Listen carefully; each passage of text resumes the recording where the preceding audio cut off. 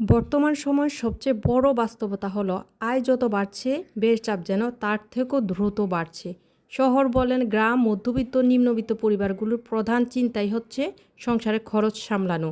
আমার সম্মানিত ফলোয়ার্স বন্ধুরা, সবাইকে সালাম জানিয়ে শুরু করছি আমি আমার আজকের ব্লগ ভিডিওটা। আর এটার ভিতরে আজকে আমি যেটা নিয়ে আলোচনা করব, যেটা নিয়ে বলবো, সেটা হচ্ছে আমার বাস্তব অভিজ্ঞতা থেকে, মানে আমি যেভাবে চলি সেই এক্সপেরিয়েন্স থেকে আজকে সংসারে খরচ চালানোর ব্যাপারে আমি কিছু কথা আপনাদের সাথে শেয়ার করতে যাচ্ছি। আমি রিভাস ডেইলি লাইফ থেকে আমি রিভা বলছি। বর্তমানে দ্রব্যমূল্যের যেভাবে দাম বাড়ছে প্লাস সব কিছু মিলিয়ে খরচ যেভাবে বাড়ছে, একটা সংসার চালানো কিন্তু একজনের পক্ষে খুবই কষ্টকর হয়ে পড়ে। আর সেই জন্যই অনেকেই মনে করেন কম খরচে সংসার চালানো মানে কষ্ট করে বেঁচে থাকা, প্রয়োজনীয় জিনিস থেকে নিজেকে বঞ্চিত করা। কিন্তু আসলে এমনটা না। বাস্তবতা হলো একটা সঠিক পরিকল্পনা। হ্যাঁ বন্ধুরা, সঠিক পরিকল্পনা ও সচেতন সিদ্ধান্তই কিন্তু আপনার অর্থনৈতিক স্বস্তি এনে দিতে পারে আপনার পরিবারকে।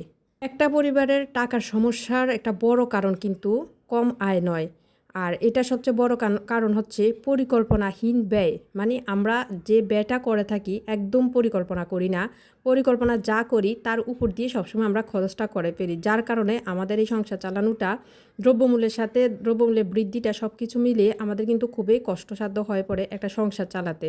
একজন দক্ষ পরিচালক, একজন দক্ষ পরিবারের প্রধান পারে এই সমস্যাটা থেকে বেরিয়ে আসতে আর এই সমস্যাটা সমাধান করতে। আর সেজন্য আমাদেরকে অবশ্যই একটা সুন্দর পরিকল্পনা করতে হবে, যাতে আয় বাড়ানোর আগে ব্যয় নিয়ন্ত্রণটা করতে পারি।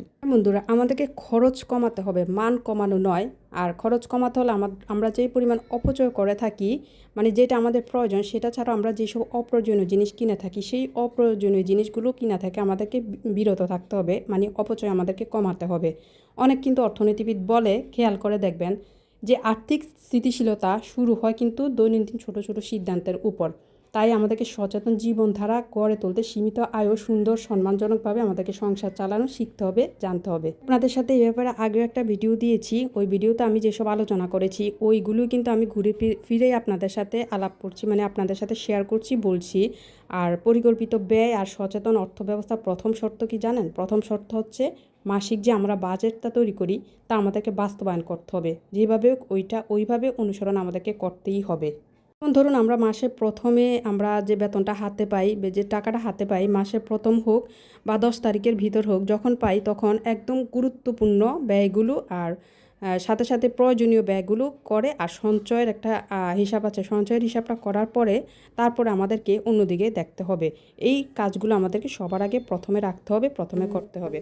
অনেক সময় দেখা যায় মানুষ বড় খরচ নয়, ছোট ছোট অপ্রয়োজনীয় ব্যয় অর্থ হারায়। বর্তমানে আমাদেরকে সবচেয়ে বেশি যেটা মাথা খারাপ করেছে সেটা হচ্ছে অনলাইন খরচ। অনলাইনে আমরা এটা সেটা দেখে মুগ্ধ হই, পাগল হয়ে দেখা যায় আমরা অপ্রয়োজনীয় খরচ করে থাকি। হ্যাঁ, এটা একদম সত্যি, আপনারা মিলিয়ে নেবেন সবার সাথে। আমরা অনলাইনে যে খরচগুলো, ইভেন আমিও এমন করি যে অনলাইনে বিভিন্ন জিনিস দেখি, দেখা যায় যে আমি অন্য একটা প্রয়োজনীয় খরচ বাদ দিয়ে অপ্রয়োজনীয় জিনিস আমি করে ফেলি। তো এই জিনিসটা থেকে আমাদের অবশ্যই বিরত থাকতে হবে।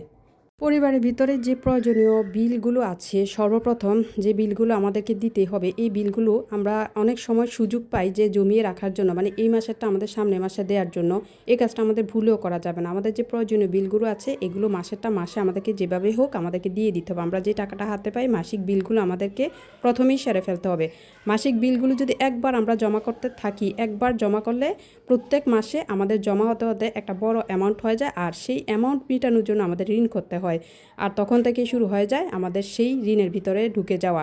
তাই আমি আপনাদেরকে বলছি, এই জিনিসটা কখনোই করবে না। কোনো বিল, বিদ্যুৎ হোক, পানি হোক, যে কোনো বিল, গ্যাস হোক, আপনারা কখনোই জমিয়ে রাখবেন না। মাসেরটা মাসে শেষ করে দেওয়ার চেষ্টা করবেন। আজকে আমি কোনো পয়েন্ট আকারে বলছি না, আমি এমনিতে বলে যাচ্ছি। তো আপনারা একটু খেয়াল করবেন যে আমি কি খরচ বাঁচানোর কথা বলছি, কিভাবে টাকা বাঁচানোর কথা বলছি, সেটা আপনারা যদি দেখেন তাহলে অবশ্যই বুঝতে পারবেন। একটু মনোযোগ দিয়ে শোনেন।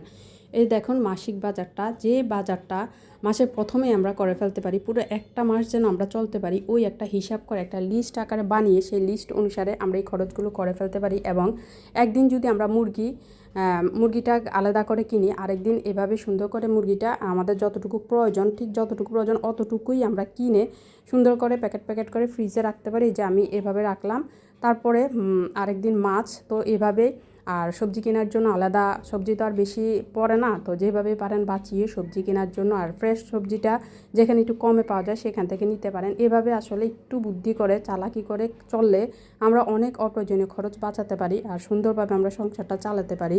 আর সেই জন্য দরকার হচ্ছে শুধুই বুদ্ধি, আর সেই বুদ্ধিটা ব্যবহার করে আমাদের কাজ করতে হবে, আমাদেরকে ওইভাবে চলতে হবে। আমার মনে হয়, আমি মনে করি এবং বাস্তব অভিজ্ঞতা থেকে বলছি, একটা সংসার চালানোর জন্য একটা ছেলের তুলনায় হাজব্যান্ডের তুলনায় ওয়াইফ কিন্তু অনেক ভালোভাবে এটা করতে পারে। তো তাই সকল হাজব্যান্ডকে বলবো, আপনারা যারা পারেন একজন ওয়াইফের হাতে যদি আপনারা তুলে দেন সংসারের খরচটা, তাহলে দেখবেন আপনার মাসের শেষে অনেক সেফ হচ্ছে। আর এটাই করা আমার মতে সবচেয়ে বেশি ভালো হবে। তো আজকে আমার ভিডিওটা কেমন লাগছে আপনারা সবাই জানাবেন। আর সবাই আশা করি একটু ফলো করবেন, এভাবে চলার চেষ্টা করবেন, যেভাবে খরচ কমিয়ে চলা যায়, যখন যেটা করা যায় সেভাবে চলার। তবে আরেকটা জিনিস হচ্ছে এই সঞ্চয়ের হিসাবটা আপনারা মাসের শুরুতেই করে ফেলবেন। যখনই প্রথম আপনারা হাতে টাকা পাবেন তখন থেকেই আপনারা সঞ্চয়ের হিসাবটা করে ফেলবেন। তা না হলে পরে অপ্রয়োজনীয় কাজে এটা খরচ হয়ে যায়, তখন আর সঞ্চয়টা করা হয় না। আর এটা হচ্ছে একটা পরিবারের জন্য একদম প্রথম পদক্ষেপ, এটা করতেই হবে আমাদেরকে। তো সবাই আশা করি ভিডিওটা ভালো লাগলে অবশ্যই একটা লাইক কমেন্ট করবেন, সাবস্ক্রাইব করে রাখবেন। সবাই ভালো থাকবেন, সবার জন্য দোয়া রইল। আমার জন্য সবাই দোয়া করবেন যেন ভবিষ্যতে এমন আরও সুন্দর ভিডিও দিতে পারি, আপনাদের সাথে আমি আমার অভিজ্ঞতাগুলি শেয়ার করতে পারি। এই জন্যই সবাই একটু লাইক কমেন্টস করবেন, আর সবাই অনেক বেশি ভালো থাকবেন, নিজের খেয়াল রাখবেন, নিজের যত্ন নেবেন। আজ এই পর্যন্তই, আল্লাহ হাফেজ। আজকে বিদায় নিচ্ছি আমি রিভার্স ডেইলি লাইফ থেকে। আপনারা সবাই আমার পাশে থাকবেন।